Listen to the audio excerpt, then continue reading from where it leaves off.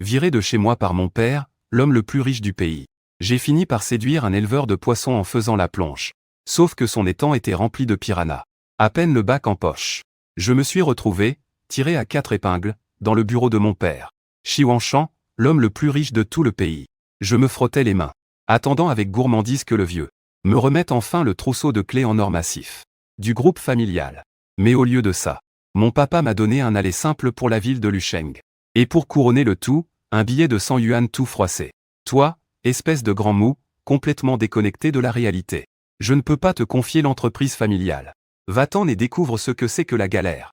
Quand tu auras gagné 1 million par tes propres moyens, tu pourras revenir en pleurant me supplier de reprendre l'affaire. Je n'ai même pas eu le temps de répliquer que les 2 gardes du corps de mon père m'ont invité à monter dans la voiture qui m'attendait pour l'aéroport. Me voilà dans les rues de Lucheng. Mon téléphone se met à vibrer, affichant notification après notification.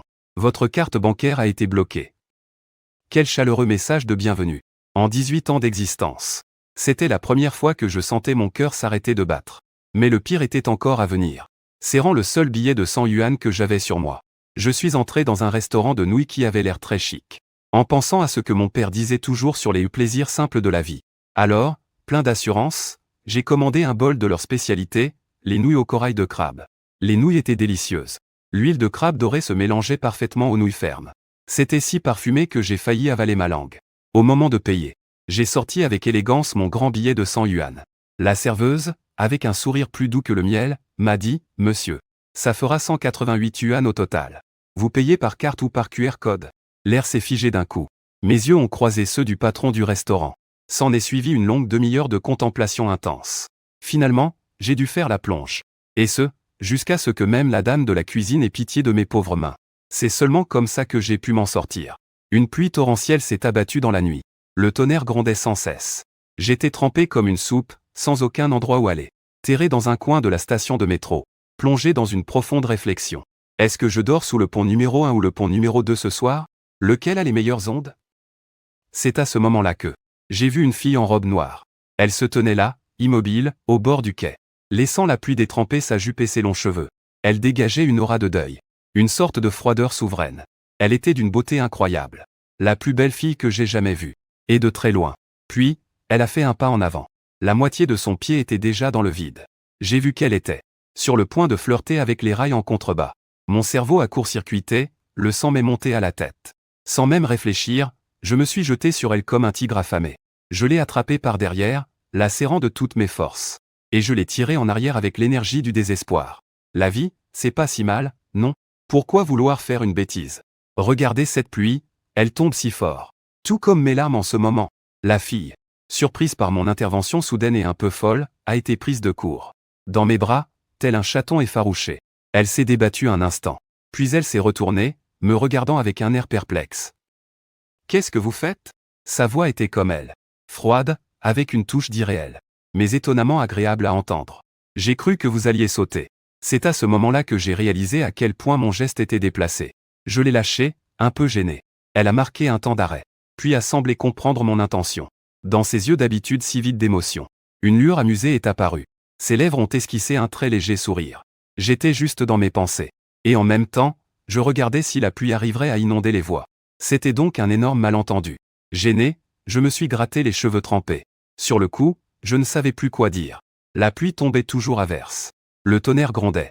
Voyant qu'il n'avait pas non plus de parapluie, je lui ai donné le seul objet de valeur que j'avais sur moi. Le parapluie tiantant que mon père m'avait filé pour me défendre. Je le lui ai tendu. Tiens, prends ça. J'ai la peau dure, moi. Un peu de pluie, c'est comme prendre une douche. Il m'a fixé en silence pendant quelques secondes. Son regard semblait pouvoir lire au fond de moi. Puis il a pris le parapluie. Tu habites où? Je te raccompagne. J'ai bombé le torse. Et j'ai dit d'un ton de vieux routier. Le monde est ma maison. Et le ciel, mon toit. La fille s'appelait Liu Ruyan. Elle a semblé touchée par mon côté à la fois idiot. Et ma bonté naïve. Ou peut-être que mon apparence de chien mouillé absolument pitoyable l'a fait rire. Elle a ouvert le parapluie, l'inclinant un peu de mon côté, et m'a guidé hors de la station de métro. On est arrivé au pied d'un immeuble de luxe, dont la façade était pourtant d'une vétusté absurde. Si tu n'as nulle part où aller, tu peux rester chez moi pour le moment. Son ton était plat, sans la moindre émotion. J'habite seul. L'appartement est immense. J'ai levé les yeux vers l'immeuble. Et j'ai fait un rapide calcul mental. Je me suis dit que même si on me vendait, je ne pourrais même pas m'acheter les toilettes d'ici. Le loyer, il est de combien par mois? Ai-je demandé prudemment. Heureusement, c'est mon père qui me l'a laissé, a-t-elle répondu d'un ton détaché, comme si c'était la chose la plus normale du monde. Mon cœur a loupé un battement. Est-ce que ce sont ses parents qui lui ont laissé ça? En voyant son expression pendant qu'elle embrassait la pierre tombale, j'ai tout de suite imaginé un scénario tragique où ses parents seraient morts. Une pauvre orpheline luttant courageusement pour survivre. En la regardant, mon regard s'est aussitôt rempli de pitié et d'amour. Mais en entrant, j'ai été complètement abasourdi. C'était un immense duplex. Le style de décoration était celui que mon père adore. Le luxe discret. Derrière les lignes épurées, tout sentait l'argent à plein nez. À travers les immenses baies vitrées, on pouvait voir la vue nocturne la plus animée de toute la ville de Lucheng. Assieds-toi où tu veux. Liu Ruyan a sorti du meuble à chaussures dans l'entrée une paire de chaussons pour homme qui, à première vue, semblait très cher. Puis, elle s'est retournée pour aller me préparer une infusion au gingembre dans la cuisine. Je me suis assis timidement sur le bord du canapé. Que fait ta famille? Liu Ruyan est revenu avec l'infusion. Mon père est dans la construction. Il construit des maisons, c'est tout. J'ai repensé au visage basané de mon père, bronzé par des années de golf, et j'ai lâché ça comme ça. Le geste de Liu Ruyan s'est figé. Une lueur de compréhension a traversé son regard, suivie d'une sympathie encore plus profonde. Une famille d'ouvriers, c'est ça? Votre père doit avoir la vie dure, n'est-ce pas? Bon, ouvrier, si elle veut. Après tout, en ce moment, je suis encore plus pauvre qu'un ouvrier, donc ça colle. Et toi? Que fait ta famille? Ai-je demandé à mon tour en prenant l'infusion. Ma famille est dans l'aquaculture. Il a soufflé sur la vapeur de l'infusion avant de me l'attendre. D'un ton si calme qu'on aurait dit qu'il parlait de la météo. Les affaires ne sont pas terribles ces derniers temps. Il y a toujours des imprudents qui essaient de nous piquer notre part du gâteau. Mon père s'est justement occupé de quelques-uns l'autre jour. Il a dit qu'il les avait jetés en pâture aux poissons. Son ton était léger et détaché. Mais moi, mon cœur s'est mis à battre la chamade. L'aquaculture, la concurrence est devenue si féroce de nos jours? Il faut balancer ses concurrents aux poissons? C'est quoi ce nouveau business model? Recyclage écologique. Mais en y repensant, une fille comme elle a sûrement entendu des adultes raconter n'importe quoi, et appris toutes ces histoires sordides sur le monde des affaires pour argent comptant. En pensant à ça, l'image que j'avais d'elle, celle de la fille d'un modeste pisciculteur, s'est encore renforcée. Et c'est ainsi que, l'un pensant que l'autre était le fils d'un pauvre ouvrier, et l'autre pensant que l'autre était la fille d'un simple pisciculteur, nous, deux grands pontes incognito, suivant chacun notre propre scénario, avons commencé cette colocation des plus rocambolesques, pour ne pas mourir de faim, et aussi pour atteindre mon objectif grandiose de gagner 1 million, pour ensuite rentrer et hériter de l'affaire familiale.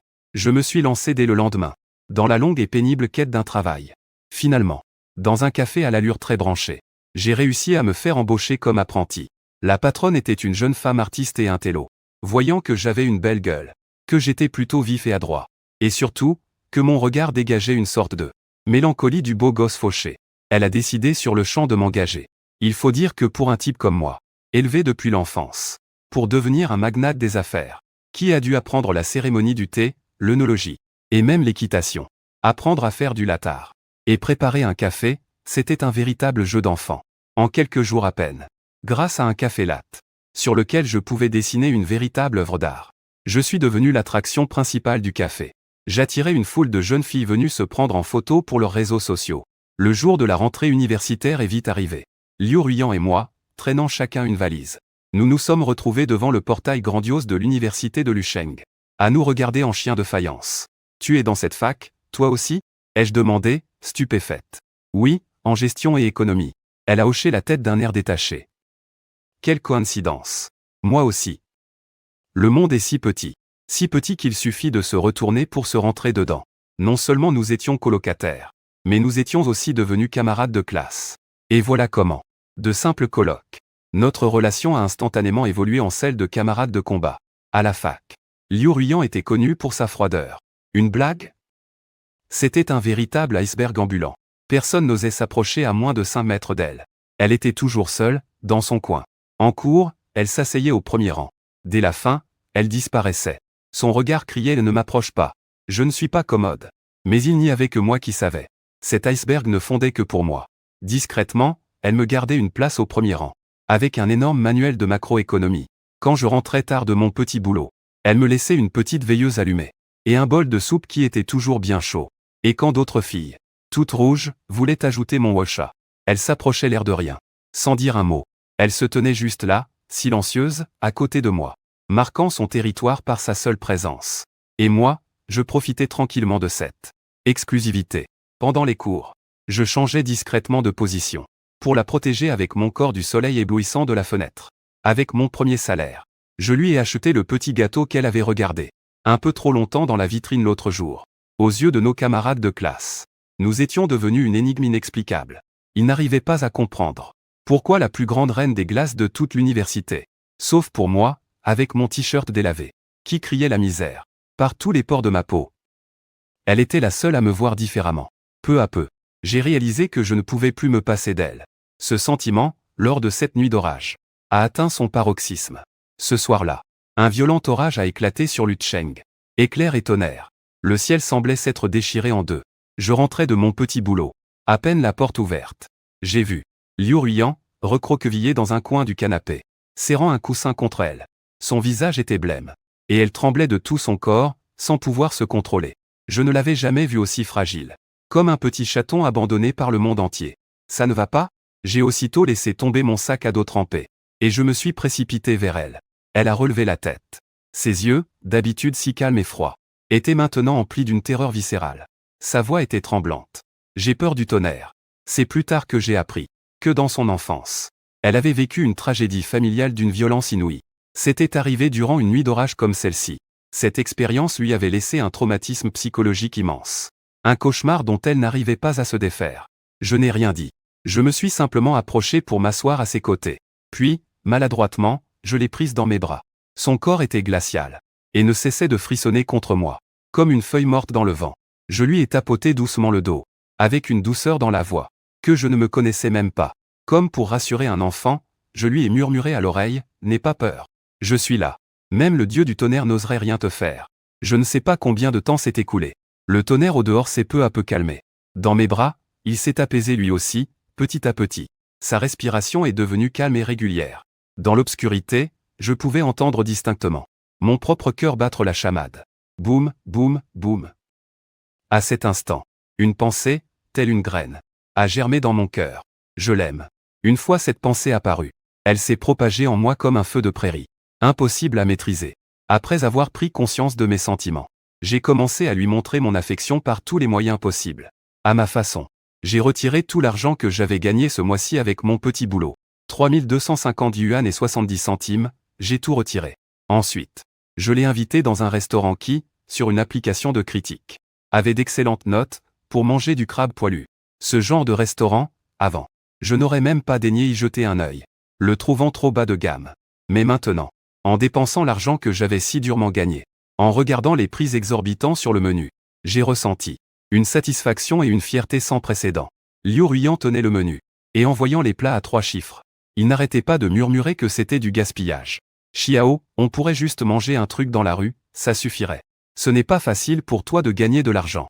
Mais ses yeux, plissés en croissant de lune par son sourire, ne parvenaient pas à cacher sa joie. Ce jour-là, il a mangé avec un appétit immense. Il mangeait à pleine main, la bouche toute barbouillée, comme un enfant qui vient de recevoir des bonbons. J'étais heureux, moi aussi, en le voyant si satisfait. Je me disais que même si je devais, au café, laver encore 10 000 assiettes, ça en vaudrait la peine. Depuis ce jour, notre relation est entrée dans une phase de flirt tacite. On continuait à faire semblant d'être fauchés. Et on adorait ça. Je me plaignais auprès de lui. Je lui racontais à quel point le patron du café était radin. Et à quel point la marge sur une tasse de café était élevée. Je calculais que si j'ouvrais ma propre boutique, je ferais fortune. Lui, il se plaignait du petit étang à poissons familial dont la récolte était mauvaise ces derniers temps. Il y avait toujours quelques poissons désobéissants qui aimaient flotter le ventre en l'air. Ce qui donnait bien du fil à retordre à son père. On pouvait, pour des œufs, en promotion à 50 centimes au supermarché, se précipiter ensemble pour faire une longue queue, tout excité. Et puis, on fêtait notre victoire d'avoir attrapé la dernière boîte en se tapant dans la main. On pouvait aussi, par une froide nuit d'hiver, à un stand de rue, partager un bol de malaton bien chaud et fumant, et se disputer sans fin pour savoir qui aurait la dernière boulette de poisson. Même si ces jours étaient modestes, ils étaient remplis de soleil et de rire. J'en suis même venu à penser que, même si je n'arrivais jamais à gagner ce million, et que je ne pouvais pas retourner hériter de l'entreprise familiale, passer ma vie comme ça avec lui ne serait pas si mal. Je pensais que ces jours simples et heureux durerait pour toujours. Jusqu'à ce que la crise frappe, sans le moindre avertissement. C'était un week-end. Le temps était magnifique. Liu Ruiyan et moi. Nous nous promenions au bord du lac pittoresque de l'école. En débattant pour savoir si, le soir, on mangerait des nouilles instantanées avec un œuf. Ou si on se ferait un petit luxe en allant manger chez Shaxiang Xiaoxi. Soudain, plusieurs vieilles camionnettes délabrées ont déboulé sans crier gare. Elles ont pilé net devant nous, avec un dérapage incroyablement arrogant. Les portières se sont ouvertes dans un grand bruit métallique.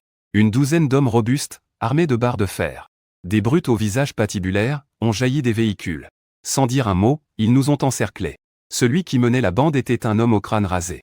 Sur son visage, une cicatrice s'étirait de son sourcil jusqu'au coin de sa bouche. Le balafré avait une cigarette au bec. Il pointa le tube en acier qu'il tenait vers Liu Ruiyan. Il s'adressa à elle, « Mademoiselle Liu, vous allez gentiment nous suivre. Les dettes de votre père. C'est à sa précieuse petite fille de les rembourser maintenant. » J'ai tout de suite compris. Ces types en avaient après Liu Ruiyan. D'instinct, je les tirais derrière moi pour la protéger. Je fixais le groupe sans les lâcher du regard. Ma voix tremblait un peu à cause de la tension. « Qu'est-ce que vous voulez? Vous allez l'enlever en plein jour ou quoi?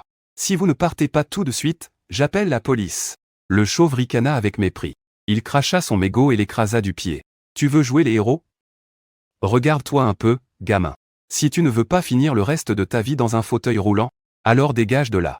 Pas question que je parte. » Je protégeais Liu Ruiyan de toutes mes forces, mon cerveau tournait à plein régime. À première vue, on voyait que ces types étaient des voyous. Des brutes prêtes à tout. Appeler la police, ils n'arriveraient jamais à temps. Il semblait que je n'avais plus qu'à utiliser la dernière carte que mon père m'avait laissée. « Ruiyan, n'aie pas peur. » ai-je murmuré à Liu Ruiyan derrière moi.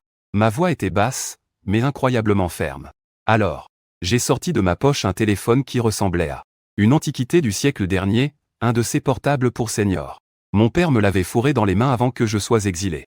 Il m'avait dit que si jamais ma vie était en danger, je devais appuyer sur l'énorme bouton rouge situé sur le dessus. J'avais toujours cru qu'il plaisantait. Ce truc. On aurait dit qu'on ne pouvait même pas jouer à Tetris dessus. Mais là, il fallait tenter le tout pour le tout.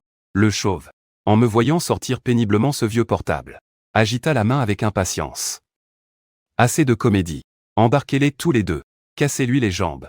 Et ramenez la fille, le boss va bien s'amuser. Plusieurs colosses s'approchaient de nous avec des sourires narquois. Je n'ai plus hésité.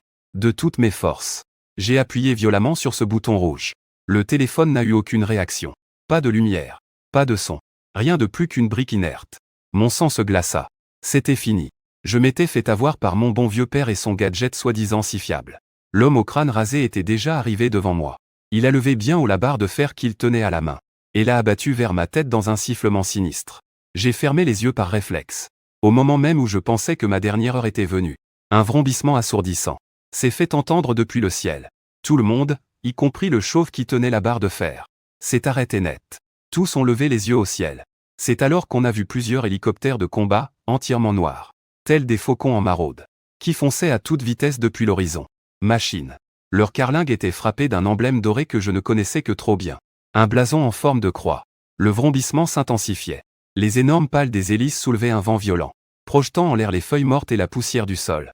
Personne ne pouvait garder les yeux ouverts. Les hélicoptères tournaient au-dessus du terrain de sport de l'université. Les portes des carlingues se sont ouvertes en plein vol. Des cordes ont été jetées dans le vide. Puis, un groupe d'hommes en tenue de combat noir, portant des lunettes tactiques, des gardes du corps surarmés, tels des anges exterminateurs tombés du ciel, ont descendu les cordes à toute vitesse. Une fois au sol, leurs mouvements étaient parfaitement synchronisés. Ils ont rapidement formé une position tactique. Chacun d'eux tenait un fusil d'assaut comme je n'en avais vu que dans les films. Les canons sombres de leurs armes étaient tous pointés sur la bande de voyous. Le garde du corps qui menait le groupe était un colosse. Sa présence était intimidante. Il s'est approché de moi à grands pas. Puis, d'un coup sec, il s'est incliné dans une révérence parfaite à 90 degrés. « Jeune maître, nous sommes arrivés en retard. Veuillez nous pardonner de vous avoir laissé subir une telle frayeur. » Un silence de mort s'est abattu sur tout le terrain de sport. Tous les élèves et professeurs qui assistaient à la scène étaient complètement abasourdis par ce spectacle digne d'un film d'action hollywoodien. Leurs mâchoires se sont décrochées sous le choc. Ils n'en croyaient pas leurs yeux. La bande de racailles, si arrogante il y a un instant, avait maintenant les jambes qui tremblaient de peur. Leurs visages étaient pâles comme des linges. Les barres de fer qu'ils tenaient tombaient l'une après l'autre sur le sol dans un bruit métallique. Et derrière moi, Liu Ruiyan me regardait avec une expression que je ne lui avais jamais vue. Un mélange de stupéfaction, de confusion et d'incompréhension totale. Je n'avais même pas eu le temps de réfléchir à la façon de lui expliquer cette scène surréaliste. Qu'un nouveau crissement de pneus assourdissant a retenti à l'entrée de l'école. Des dizaines de berlines Mercedes classe S noires, tel un long dragon noir sinueux, ont défoncé le portail automatique de l'école et se sont arrêtés brutalement au bord du terrain. Les portières se sont ouvertes presque simultanément, comme un seul homme. Une centaine d'hommes vêtus de costumes noirs identiques et portant des lunettes de soleil en sont sortis d'un air menaçant. Chacun d'entre eux dégageait une aura meurtrière qui glaçait le sang. À leur tête se trouvait un homme d'âge mûr, aux cheveux gominés et luisants. Dès qu'il a vu Liu Ruiyan, son visage s'est tordu d'inquiétude et de panique. Il a couru vers elle, manquant de tomber. « Mademoiselle, vous n'avez rien ? C'est la faute de votre vieux serviteur, je suis impardonnable. Je vous ai fait peur. » Derrière lui, tous les hommes en costume noir se sont inclinés à 90 degrés devant Liu Ruiyan, en parfaite synchronisation. Leurs voix, à l'unisson, ont résonné comme le tonnerre. « Mademoiselle. » J'ai regardé ce groupe de personnes. Puis j'ai regardé Liu Ruiyan. Et enfin, les gardes du corps de ma famille. Mon cerveau a complètement planté. Ce chef de gang, cette aura, et ces costumes noirs uniformes. Et dire que ces mecs sont censés être dans l'aquaculture. Vous élevez des piranhas, ou quoi? La crise était passée. Liu Ruiyan et moi étions assis sur le canapé de l'appartement. Sans un mot. L'ambiance était d'une gêne extrême. L'air était chargé des mensonges. Et de l'odeur de poudre qu'ils avaient laissée en éclatant. Un peu plus tôt, à l'école, le chef des gardes du corps de mon père et son majordome à elle avaient amicalement négocié pour savoir qui allait s'occuper de la bande de voyous. Apparemment, ils ont joué à pierre-papier-ciseaux, et c'est Liu Jia qui a gagné. Le groupe a été embarqué. Après leur départ, on nous a raccompagnés chez nous avec le plus grand respect. Maintenant, il ne restait plus que nous deux, face à la vérité qui venait d'être dévoilée. Nue et sanglante. Le silence a duré longtemps. Si longtemps que j'aurais presque pu entendre la poussière tomber sur le sol. C'est Liu Ruiyan qui a parlé la première. Sa voix était un peu rauque, teintée d'une pointe d'anxiété, qu'elle-même ne semblait pas percevoir. Mon père est le chef de la Qinglongyi, Liu Tianan. Même si je m'en doutais plus ou moins, entendre ce nom de mes propres oreilles a provoqué une onde de choc en moi. La Qinglongyi et son roi sans couronne du monde souterrain de Lusheng, Liu Tianan. Celui dont les rumeurs disaient que son nom suffisait à faire pleurer les enfants la nuit. Donc, votre famille n'est pas dans l'aquaculture? J'avais l'impression d'avoir la gorge sèche. Dit-elle en baissant la tête. On aurait dit une enfant prise en faute par son professeur. Ses doigts trituraient nerveusement le coin de ses vêtements. J'avais peur de t'effrayer, dit-elle en relevant brusquement la tête. Dans ses yeux, d'habitude si froids. À cet instant, sa voix était empreinte de fragilité et de supplication. Numéro 10. Tu ne trouves pas que mon monde est terrifiant? Est-ce que tu vas me quitter à cause de ça? En la voyant si précautionneuse, si angoissée à l'idée de me perdre, mon cœur s'est serré d'un coup. Fils de l'homme le plus riche. Fille d'un parrain de la pègre. À cet instant, tout ça n'avait plus aucune importance. Tout ce que je savais, c'est que la fille assise en face de moi était celle que j'aimais. C'était la fille qui tremblait de peur les nuits d'orage.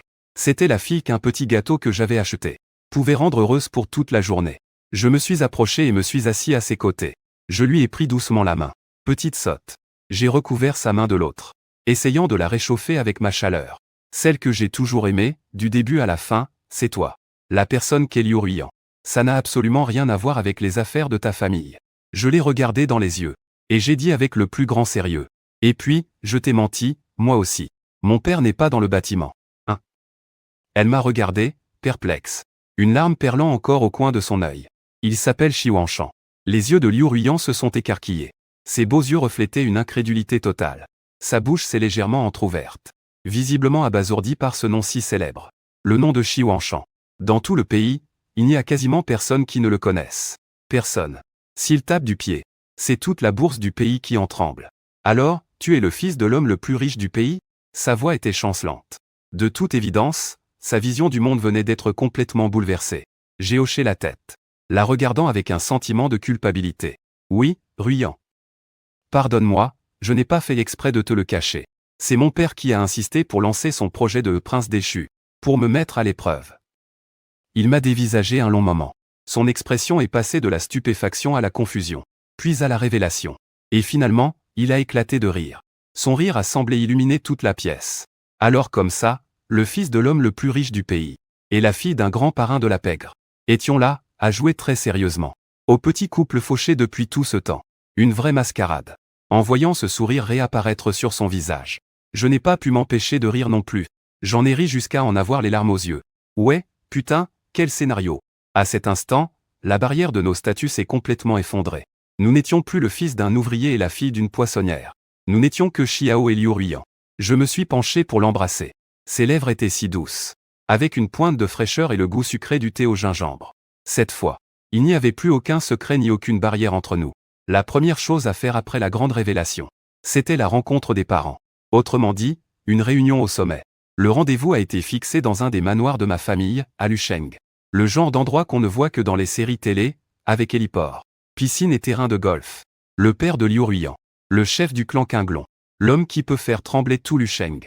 En tapant du pied, Liu Tianan était en cet instant assis, tout guindé, en face de mon père, le dos plus droit qu'un piquet. Il était aussi tendu qu'un écolier sur le point de montrer son bulletin à son professeur principal. Il avait même apporté une présentation PowerPoint magnifiquement réalisée, détaillant toutes les qualités de sa fille. Excellente en musique, aux échecs, en calligraphie et en peinture. Elle parlait aussi 8 langues. Il y avait aussi une présentation du clan Qinglong et de toutes leurs activités commerciales légales. Il a insisté un nombre incalculable de fois sur le fait qu'elles étaient légales et qu'il payait ses impôts à temps. Mon père, Xi Wanshan, regardait quant à lui la présentation PowerPoint avec un air des plus affables. Il hochait la tête de temps en temps, puis prenait une gorgée de son thé. Son expression, c'était comme s'il écoutait le rapport d'un projet, d'une start-up très prometteuse. Président Liu, ne soyez pas si nerveux, dit mon père en posant sa tasse, un sourire aux lèvres.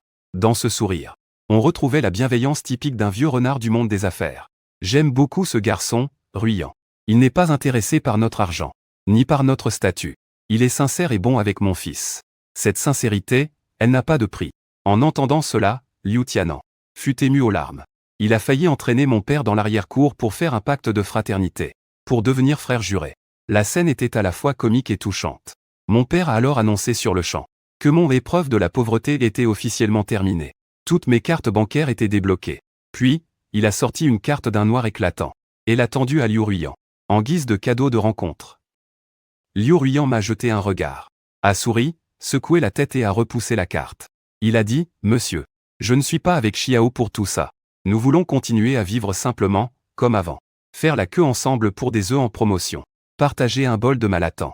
Ce sentiment-là, il est plus précieux que tous les chiffres additionnés sur cette carte. » Mon père le regarda, le regard plein d'une approbation et d'une satisfaction qu'il ne pouvait dissimuler. Cette rencontre du siècle entre deux grands pontes s'est déroulée dans une atmosphère étrangement et exceptionnellement harmonieuse. Et s'est conclue avec succès. La société Qinglong, terreur du milieu, et l'empire commercial du groupe Shishi ont ainsi scellé un partenariat stratégique par alliance. De retour à l'école, ma vie avec Liu Ruiyan a été complètement bouleversée. Nous sommes devenus le couple de rêve incontesté de l'université de Lusheng. Ou plutôt, des personnages de légende. D'un côté, l'unique héritier de l'homme le plus riche du pays. De l'autre, la fille du chef de la plus grande organisation clandestine de Lusheng. Partout où ce duo se montrait, nous étions comme deux projecteurs ambulants. Le vide se faisait autour de nous, et tous les regards étaient braqués sur nous. Plus aucun fils à papa écervelé n'osait venir frimer devant moi avec sa voiture de sport. Et plus personne n'osait critiquer dans son dos la froideur de Liu Ruiyan, ni la juger. Je n'avais plus besoin de cacher mon identité. J'ai commencé à la chérir à ma façon. Au grand jour et sans aucune retenue. Des sacs en édition limitée mondiale. Le dernier modèle de voiture de sport. Je déposais tout ça devant elle sans même sourciller. Mais ce qu'elle préférait, c'était encore que je prenne un vélo en libre service. Pour l'emmener dans ce petit café où nous avions eu notre premier petit boulot. Pour y boire un latte que je lui avais préparé de mes propres mains. Elle disait que là-dedans, il y avait le goût pur des débuts de notre amour. Libéré de toute façade. L'éternel iceberg qu'était Liu Ruiyan avait complètement fondu. En public, elle restait cette reine du campus à l'aura impressionnante, la froide et belle Liu, capable de glacer n'importe qui d'un seul regard. Mais avec moi, elle devenait câline et un peu capricieuse. Tel un petit chat paresseux. Elle se blottissait dans mes bras et me demandait de lui lire les actualités financières comme histoire du soir. J'aimais toutes ces facettes. Qu'elle soit un iceberg ou un volcan. Le jour de la remise des diplômes, devant tous les étudiants et professeurs de l'université, je me suis agenouillé. Je n'ai pas sorti celui de mon père, modèle. Pas une bague en diamant prête à l'emploi, grosse comme un œuf de pigeon. C'est de sa poche qu'il a sorti une bague avec une infinie précaution. C'était un grain de café que j'avais secrètement mis de côté. Lors de notre premier petit boulot dans un café, un grain torréfié, que j'ai poli de mes propres mains. La bague était très simple, un peu grossière même. Elle dégageait un léger parfum de café. Mais aux yeux de Liu Ruiyan, elle brillait plus que tous les diamants du monde. Mademoiselle Liu Ruiyan J'ai levé la tête vers elle. Vêtue de sa toge de diplômée. Elle était d'une beauté à couper le souffle. Et pourtant, elle était en larmes. Moi, ce fils d'ouvrier. Je voudrais demander officiellement à toi, la fille du magnate des produits de la mer, de m'épouser. Veux-tu devenir ma femme? Et continuer à manger dans les boui-boui avec moi? Et à te battre pour les œufs en promotion? Entre les rires et les larmes, elle a hoché la tête vigoureusement. Elle m'a tendu la main. Oui, je le veux. Je le veux. Je lui ai passé au doigt cette bague en grains de café, unique au monde. Sous les acclamations assourdissantes de tous les étudiants et professeurs. Et au milieu des sifflets, j'ai serré ma chérie très fort dans mes bras. Notre histoire a commencé par un malentendu tragicomique. Mais notre avenir, nous le construirons pour l'éternité dans la sincérité et l'amour profond. Quant à Quinglon, comment, avec l'aide du groupe Chichi, il parviendra à redorer son blason et à devenir le nouveau grand Manitou de Lucheng? Et comment je ramènerai ma femme à la maison pour prendre les rênes d'un empire commercial de 100 milliards? Eh bien, ce sera notre prochaine histoire.